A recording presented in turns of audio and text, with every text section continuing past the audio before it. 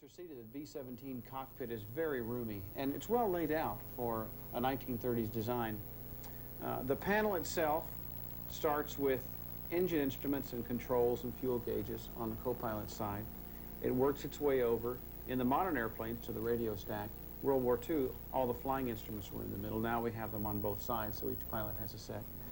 The throttles are probably the hallmark of the B-17. They're like large iron grates that sprout up out of the center console, and they're handled palm up. This is the way management's always been taught in the B-17. Propeller RPM levers are below the throttles and are usually handled by the engineer as well as the co-pilot. The manifold wastegates, the turbocharger wastegates, are handled here. It's an automatic box that controls the wastegates to give you a very specific set of manifold pressure readings on takeoff. The mixtures sit right here, and they're moved again by the co-pilot on the pilot's command. The cowl flap levers sit in the middle of the console along with a number of other switches. The flap switches here. It used to be in World War II that the control toggle for the landing gear was here as well, but it's electrical and it looks identical. Quite often you could flip the gear switch instead of the flap switch, and the gear would retract inadvertently on the ground. Needless to say, it does a tremendous amount of damage to the airplane. So they moved it up here so that pilots wouldn't do that. Bomb bay door switch is also up here now. Boost pumps for the engine are here, and the magnetos, the ignition control for the engines, sit here on this side for all four engines, with emergency on-off on the magnetos. Overall, the cockpit is very well laid out for 1930s design. The pilot, co-pilot, and engineer have specific responsibilities assigned to them for the management of the aircraft. And between them, if you divide the responsibilities up, you can handle an emergency or any situation very quickly and usually very safely, since everybody has a certain job to do and they know what's expected of them. And also it gives you three different people in the cockpit to make decisions, even though in the end it's the aircraft commander's decision as to what finally is done as far as shutting down an engine or what emergency procedure to take. But a wonderful cockpit, and certainly a nostalgic one to fly in.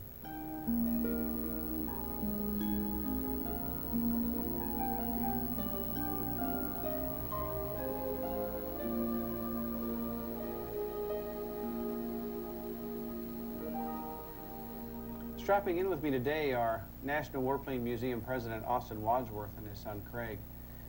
Austin, when you acquired this B-17 back in 1985, it was the first time it had come out of firebombing service. It must have been a tremendous commitment since the museum had no other aircraft other than the P-40. How did that come about?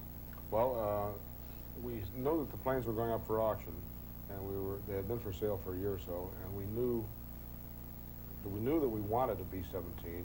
We knew that we needed one to become what we'd like to become. And it was just a question of raising the money and figuring out how we were going to do it. And how did you do it? We did it through the membership, as with so many things in the museum. A number of members, many members, pledged money over a 3-year period toward the retirement of the debt, and that's what made it financially possible to go and buy it. Craig, what were your feelings when your dad came up with the idea of buying a World War II bomber? Were you apprehensive or excited, or what was it?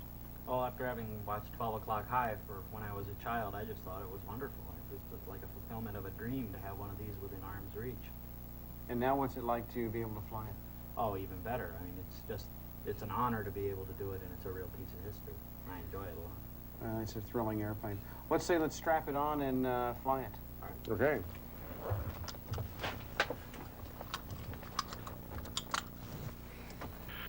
Okay, here we go. Before starting engines, pre-flight. Complete.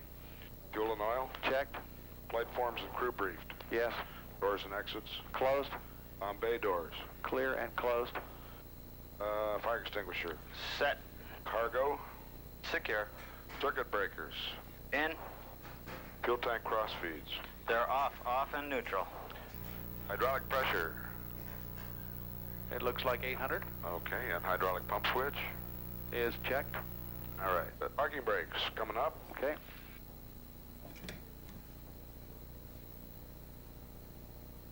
Flight controls. Unlocked. Radio switches. Radio switches are off. Landing gear switch. Is in neutral. Fuel firewall shut off. Is closed. All gang to open. Ignition master switch. On. Mag switches. Off. Valve flaps. Or open on my side. Open right. Mixtures. All right, idle cutoff. Turbos. Set to 0. On the propellers. Full high. increase. Full high. Very good. Okay, ready to start.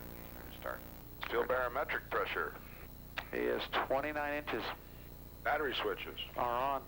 Generator switches. Are on. And inverter. You want to leave the inverter checked and off. Okay. Fuel boost pumps. On. On number 3. Okay. Okay, now we'll need 9 blades, mag on, and prime is required. Roger. I'll get the mixtures. Okay. Are we clear?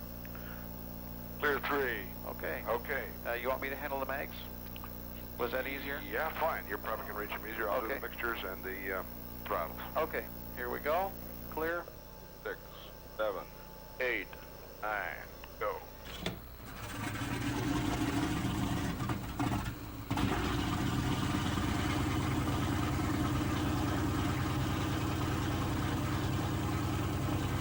Now we got oil pressure on the nacelle.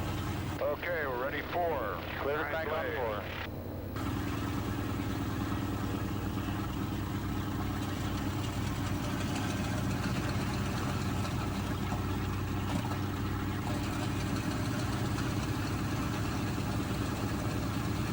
And oil pressure's up.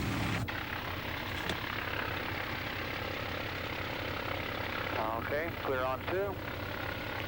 Here we go. 1, 2, 3, 4, 5, 6, 7, 8. Mags on. And priming. Okay. And that's a better start. Now oil pressure's coming up. Okay. Okay, number 2 boost off, 1 is on. Okay. Here we go.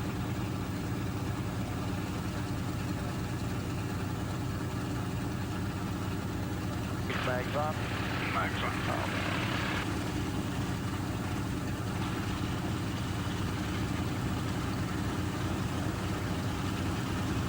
And oil pressure's up. Very good. Ready to taxi. Okay, ready to Cover your brakes. Okay.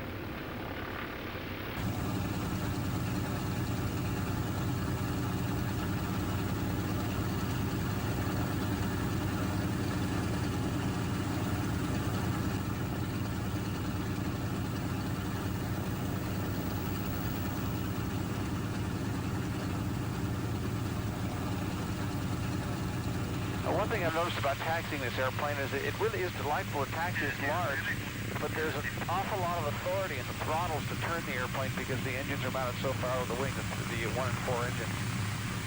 And of course, it's a swiveling tail wheel. It does not steer. And I think most people are unaware that a World War II airplane does not have a steerable tail wheel. It's all done by differential brake and power.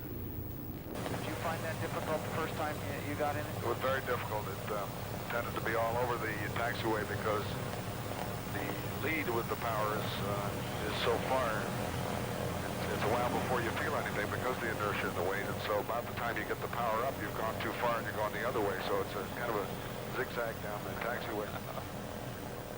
Interesting thing about the B-17 is it had the lowest wartime accident rate of any wartime aircraft, all of them. Trainers, bombers, fighters, transports, even the DC-3.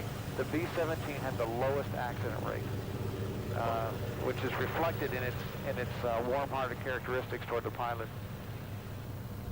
Okay, let's do the run-up checklist. Okay, well, it's RPM's up to 1,600.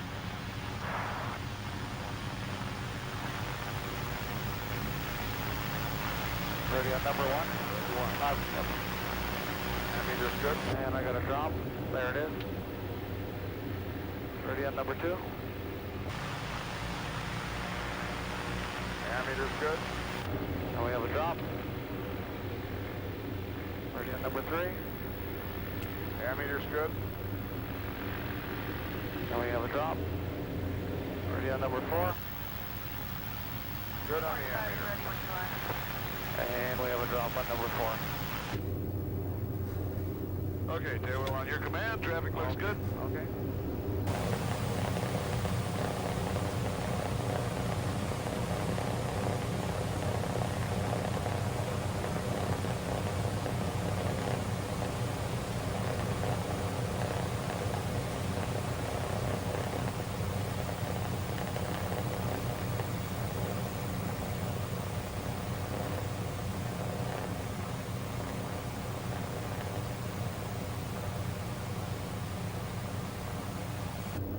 Okay, are we ready? You got it.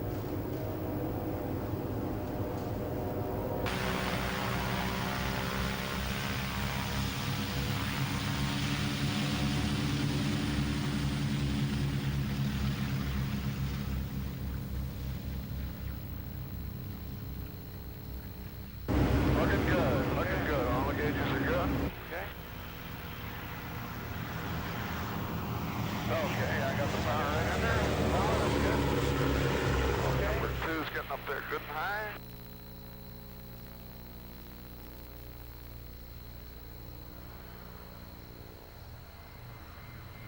Okay, gear up.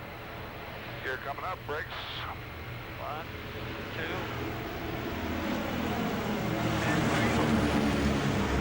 got 120 flaps up. Okay, 120 flaps coming up.